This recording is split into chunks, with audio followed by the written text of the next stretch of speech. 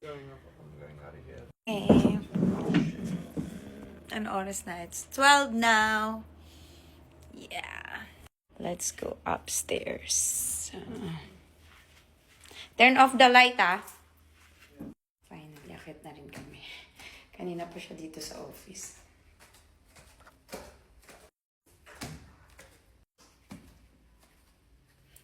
Lulutuan daw niya ako ng food kasi wala naman ako masyadong kinain ngayon. Di ba yung puro gulay lang. Tapos kumain ako ng konting Dear Chefy.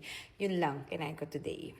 So, habang nilulutuan niya ako, loso na kasi magtitake na ako ng aking Glutafix. Gusto ko talaga to. Malakas na maka-brightening, makapote. So, kahit na-expose ako sa araw, meron tong Oral Sunblock technology na nakaprotect sa inyo. And may vitamin C and E na siya.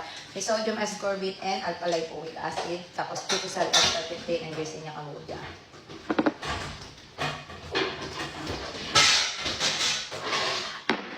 Tsaka gusto ko itong tinitake din gabi bago ako matulog para mas masarap yung tulog ko. Kanina nga ang haba-haba ng oras ng tulog ko. Like mag-aalauna na talaga ako.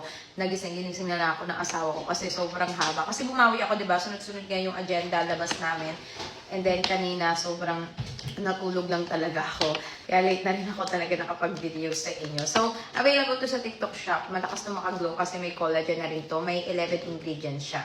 Perfect combo talaga to sa ating pure collagen. Kaya kung gusto nyo gumising talaga na blooming or mag-glow up, dapat nagtitake kayo ng mga very effective na supplement.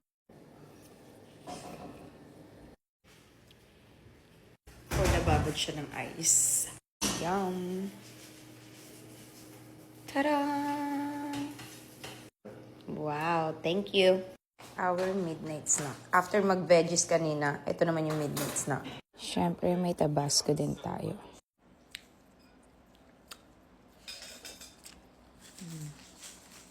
Ngayon na lang ulit ako nakapag-midnight snack.